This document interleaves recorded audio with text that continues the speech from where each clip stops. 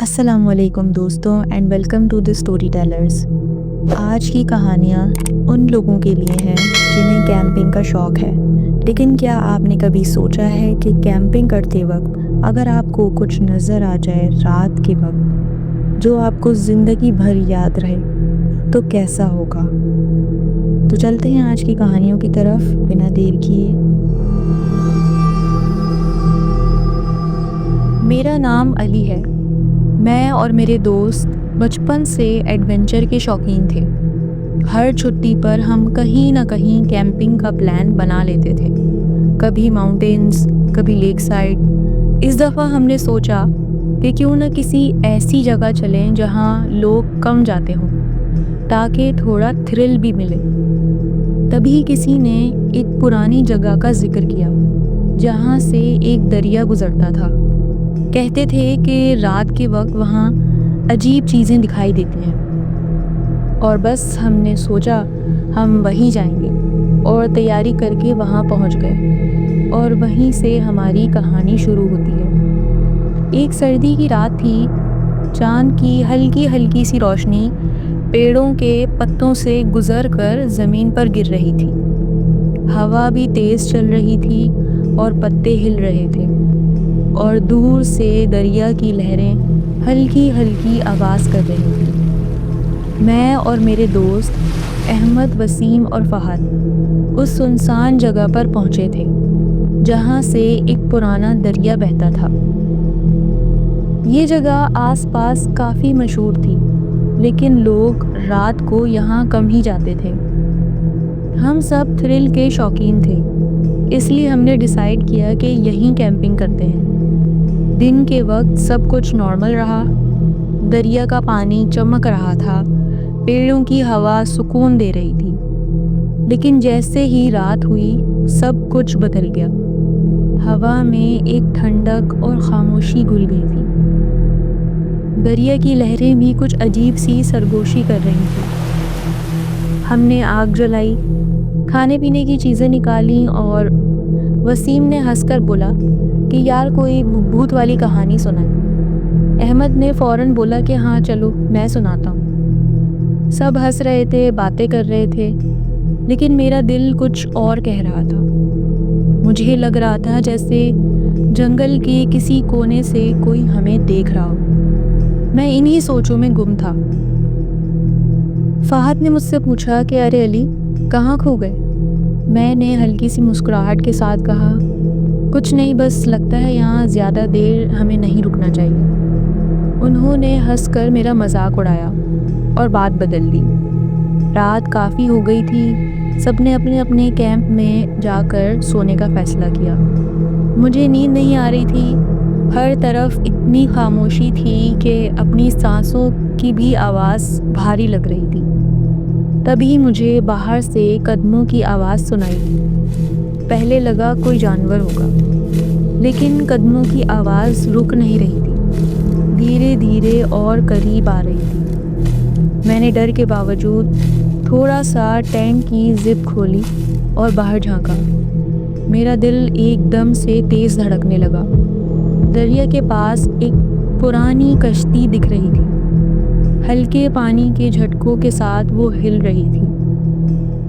پہلے تو وہ وہاں نہیں تھی جب ہم آئے تھے، لیکن سب سے ڈراؤنی بات یہ تھی کہ اس کشتی کے بالکل پاس ایک دھندلی سی شکل جھانک رہی تھی، جیسے کوئی سر نکال کر دیکھ رہا ہو۔ بالکل سیدھی اور بالکل ہل نہیں رہی تھی۔ میں نے فوراً ٹینٹ کی زپ بند کی، اندر آیا اور لیٹ کر آنکھیں بند کر لی، لیکن دل بے چین سا ہو گیا تھا۔ تھوڑی دیر بعد دوبارہ میں نے باہر جھانکا، اور وہ شکل اب بھی وہیں تھی۔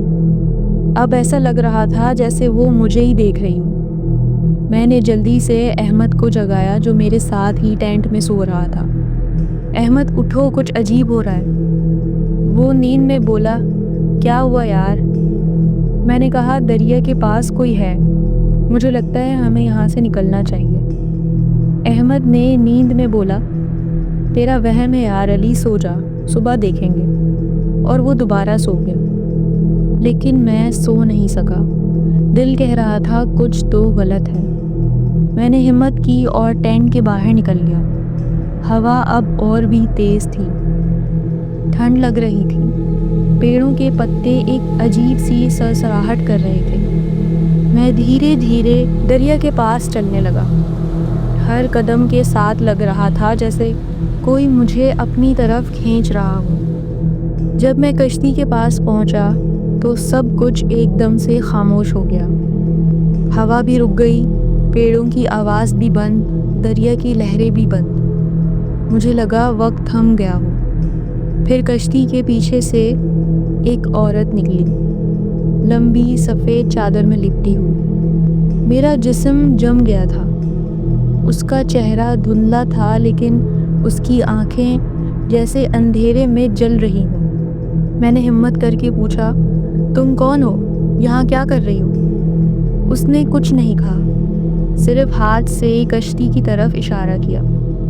مجھے لگا جیسے کوئی مجھے کشتی میں بیٹھنے پر مجبور کر رہا ہو۔ تبھی پیچھے سے کسی نے میرے کندھا پکڑا۔ میں نے گھبرا کر دیکھا تو وہ احمد تھا۔ وہ بھی ڈر گیا تھا۔ وہ بولا، علی تم پاگل ہو گئے ہو کیا؟ چلو واپس، یہاں سے نکلتے ہیں۔ میں نے دوبارہ کشتی کی طرف جب دیکھا تو وہ وہاں سے غائب ہو چکی تھی، اور وہاں پہ کچھ بھی نہیں تھا، نہ عورت نہ کشتی، صرف پانی کی لہریں تھیں جو اب پھر سے بہتی ہوئی آواز کر رہی تھی۔ ہم دونوں بھاگتے ہوئے واپس ٹینٹ تک آئے اور سب کو جگا دیا۔ سب نے اپنا سامان اٹھایا اور اسی وقت وہاں سے نکل گئے۔ رات کا وہ منظر اب بھی میری آنکھوں کے سامنے تھا۔ اگلی صبح میں نے لوکل لوگوں سے پوچھا کہ کیا کوئی اس جگہ کے بارے میں کچھ جانتا ہے۔ ایک بزرگ ہمیں ملے جنہوں نے ہمیں بتایا کہ بیٹا سالوں پہلے ایک عورت یہاں دریا میں ڈوب گئی تھی۔ کہتے ہیں کہ اسی کی روح آج بھی یہاں بھٹکتی رہتی ہے۔ جو بھی رات کے وقت اس کشتی کے پاس جاتا ہے اسے وہ نظر آتی ہے۔ اس وقت میرا جسم کانپ گیا تھا۔ میں جانتا تھا کہ جو میں نے دیکھا وہ کوئی میرا وہم نہیں تھا۔ احمد اور باقی دوستوں نے کبھی دوبارہ اس جگہ جانے کی بات نہیں کی، لیکن میں آج بھی کبھی کبھی سوچتا ہوں کہ اگر میں اس کشتی میں چڑھ گیا ہوتا تو کیا ہوتا۔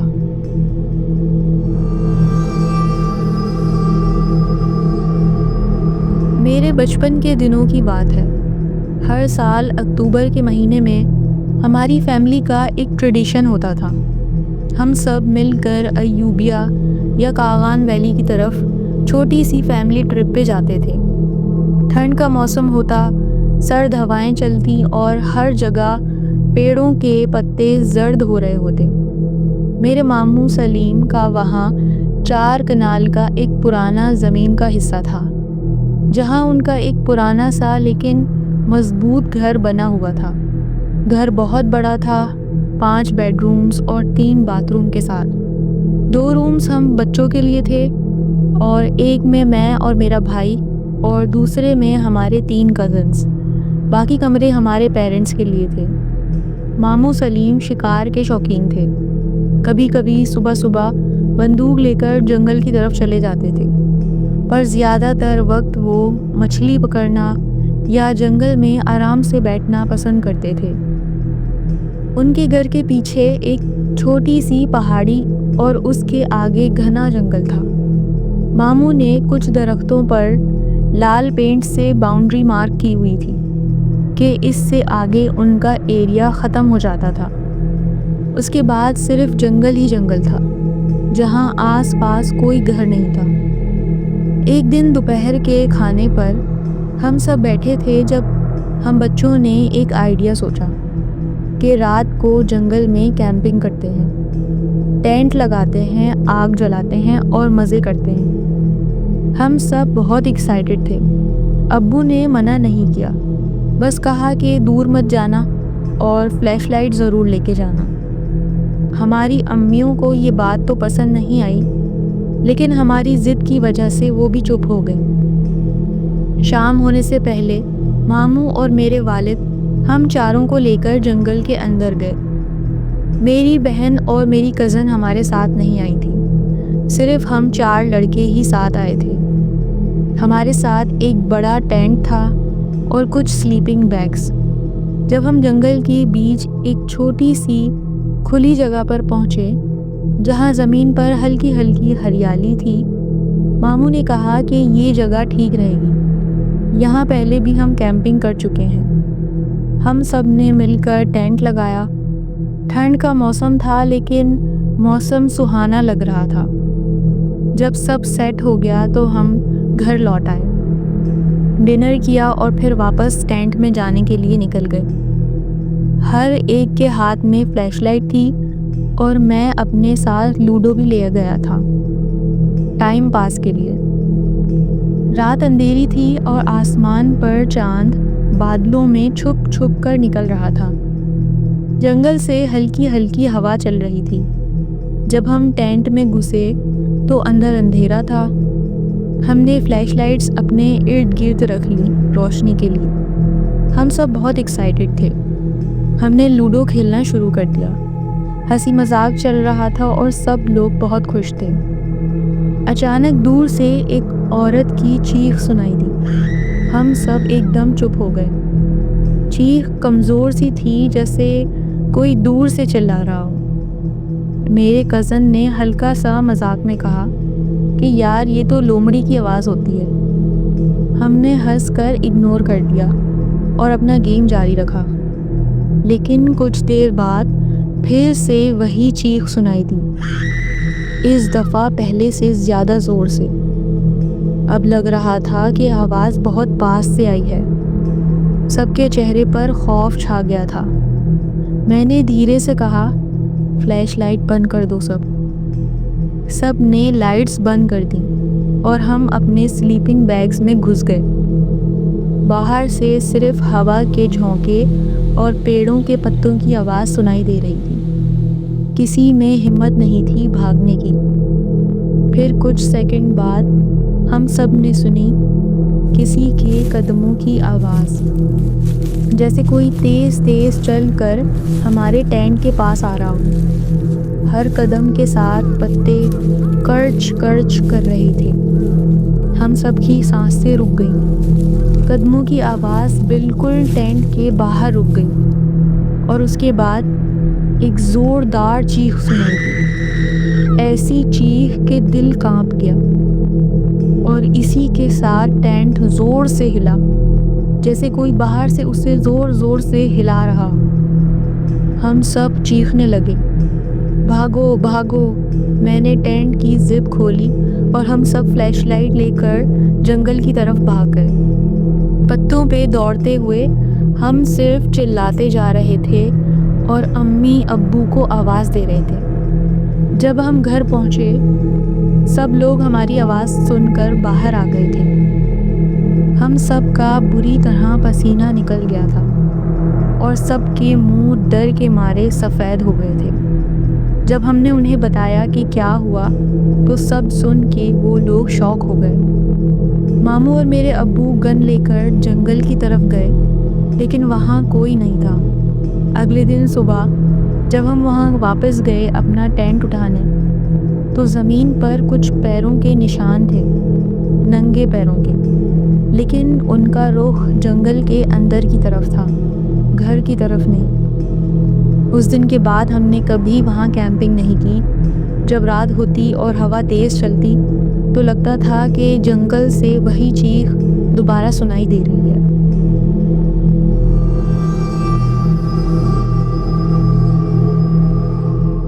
میں اور میرا ایک دوست کامران ایک کیمپنگ ٹرپ پر نکلے تھے، نارتھ سائیڈ پاکستان کی طرف، مری اور نتھیا گلی کے آس پاس۔ جیسے ہمیشہ ہوتا تھا، کامران نے پورا پلان خود بنایا تھا، جگہ، روڈ، سب کچھ۔ میں بس اس کے ساتھ چل دیا۔ کامران کا ٹیسٹ بہت اچھا تھا۔ جگہ واقعی خوبصورت نکلی، کیونکہ ہمیں تھوڑا ہائیک کرنا پڑا تھا پہنچنے کے لیے، اس لیے وہاں بالکل بھی رش نہیں تھا۔ وہ جگہ تھوڑی اونچی بنی ہوئی تھی، جہاں تک نظر جاتی تھی وہاں پہ کوئی نہیں تھا۔ جب ہم وہاں پہنچے تو جنگل کے بیچ کئی کھلی جگہیں تھیں، جو کیمپ سائٹ لگ رہی تھی۔ ہم نے ایک گھاس والی زمین پر اپنا کیمپ لگا لیا۔ شروع میں تو ہم نے نوٹس نہیں کیا، لیکن تھوڑی دیر بعد ہمیں کچھ عجیب چیزیں نظر آئیں، ادھر ادھر بکھری ہوئی، جیسے پرانی چپل، ایک ٹریکنگ سٹک پڑی ہوئی تھی اور کچھ چھوٹی موٹی چیزیں آس پاس بکھری پڑی ہوئی تھیں، جیسے لوگ اپنی چیزیں چھوڑ کر چلے گئے ہوں۔ اتنی دور ایسی جگہ پہ لوگ سامان نہیں چھوڑ کے جاتے۔ یہ بات تھوڑی عجیب سی تھی، لیکن ہم نے اگنور کر دیا۔ دن ہم نے باتیں کر کے گزار دیا۔ شام تک ٹھنڈی ہوا ہو گئی تو ہم نے آگ جلا لی۔ آگ کے پاس بیٹھ کر ہم نے کولڈ ڈرنکس اور اسنیکس نکالے اور باتیں کرتے رہے۔ 2 گھنٹے بعد جب اندھیرا گھنا ہو گیا تو مجھے کامران کے پیچھے دور کچھ چمکتا نظر آیا۔ میں نے اسے پوائنٹ کیا۔ دونوں نے دیکھا تو پتہ چلا کہ دور پیڑوں کے بیچ ایک چھوٹی سی آگ جل رہی تھی، جیسے کوئی اور بھی کیمپنگ کر رہا ہو۔ وہ بہت دور تھی اور پیڑوں کے درمیان سے مشکل سے نظر آ رہی تھی۔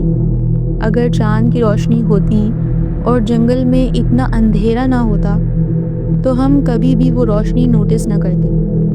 کامران نے کہا کہ لگتا ہے کوئی اور گروپ بھی کیمپ کر رہا ہے، لیکن مجھے عجیب لگا کیونکہ اس ڈائریکشن میں صرف گھنا جنگل تھا، کوئی کھلی جگہ نہیں تھی جہاں کیمپ لگ سکے۔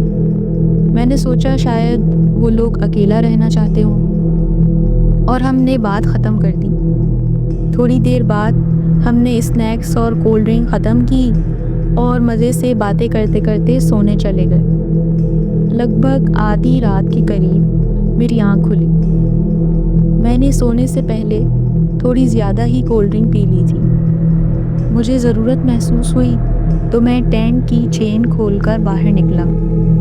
تھوڑا دور لگ بھگ 50 فٹ آگے چلا گیا تاکہ کیمپ کے پاس جانور نہ آئے۔ جب میں اپنا کام کر رہا تھا میری نظر دوبارہ اسی آگ پر گئی۔ دور پیڑوں کے بیچ وہ چھوٹی سی آگ ابھی بھی جل رہی تھی۔ شاید نیند کی وجہ سے یا تھکن کی وجہ سے میں بس اسے تکتا رہا۔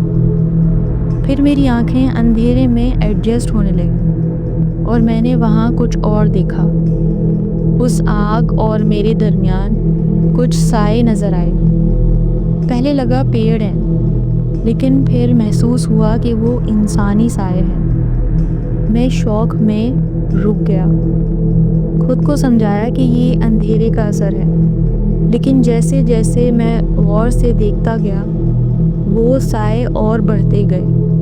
کم از کم 10 یا 15 شکلیں دور دور کھڑی تھیں، سب بالکل چپ اور سب کا رخ میری طرف تھا۔ میرے جسم میں ٹھنڈک سی دوڑ گئی۔ دماغ میں ایک ہی خیال تھا، یہ لوگ کون ہیں؟ میں تیزی سے ٹینٹ کی طرف بھاگا اور اندر گھس کر کامران کو جگا دیا۔ کامران اٹھو، باہر کچھ ہے۔ وہ نیند میں بولا، کیا بکواس ہے یار۔ میں نے کہا میں جھوٹ نہیں بول رہا، باہر لوگ کھڑے ہیں جنگل میں۔ وہ گھبرا کر اٹھ گیا۔ ہم دونوں باہر آئے اور میں نے ہاتھ سے اشارہ کیا۔ کامران کا چہرہ سفید پڑ گیا، اس کی آنکھیں پھٹی کی پھٹی رہ گئیں۔ وہاں سچ میں وہ شکلیں تھیں، لیکن اب وہ پہلے سے زیادہ پاس لگ رہے تھے۔ پیڑوں کے بیچ بالکل خاموشی کے ساتھ کھڑے تھے، بس ہلکی ہوا چل رہی تھی۔ اور کامران نے دھیرے سے کہا، چلو ابھی یہاں سے چلتے ہیں۔ ہم دونوں نے کوئی سامان نہیں اٹھایا، بس چپ چاپ بنا آواز کیے ٹارچ اور کار کیز لی اور راستے کی طرف دوڑ پڑے۔ جنگل میں ہر آواز 2 گنا لگ رہی تھی، اپنے پیروں کی آواز سے بھی ڈر لگ رہا تھا۔ جب ہم راستے تک پہنچے تو وہ سائے یا وہ جو کوئی بھی تھے غائب ہو گئے تھے۔ شکر ہے وہ ہمارے پیچھے نہیں آئے تھے۔ ہم نے سیدھا گاڑی پکڑی اور نکل گئے۔ اگلی صبح ہم نے وہاں کے پولیس اسٹیشن جا کر رپورٹ دی، لیکن انہوں نے ہنس کر کہا کہ آپ لوگوں کو اندھیرے میں ایسا لگا ہوگا اور انہوں نے ہماری بات کو اتنی اہمیت ہی نہیں دی اور کہا کہ پہاڑی علاقہ ہے صاحب، یہاں اکثر ایسی مخلوق نظر آتی رہتی ہیں۔ اس رات کے بعد ہم دونوں نے کبھی وہاں کیمپنگ کا پلان نہیں بنایا، لیکن آج بھی جب وہ جگہ یاد آتی ہے دل میں ایک ہی سوال اٹھتا ہے کہ کیا وہ لوگ انسان تھے یا کوئی غیر مرئی مخلوق، اور وہ ہمیں اندھیرے میں دیکھ کیوں رہے تھے۔ تو دوستوں، یہ تھی آج کی ہارر سٹوریز، امید ہے آپ کو پسند آئی ہوگی۔ جاتے جاتے ویڈیو کو لائک اور چینل کو سبسکرائب کرنا مت بھولیے گا اور اپنے دوستوں کے ساتھ بھی شیئر کریں۔ ملتے ہیں اگلی ویڈیو میں، جب تک کے لیے اپنا بہت خیال رکھیں۔ اللہ حافظ۔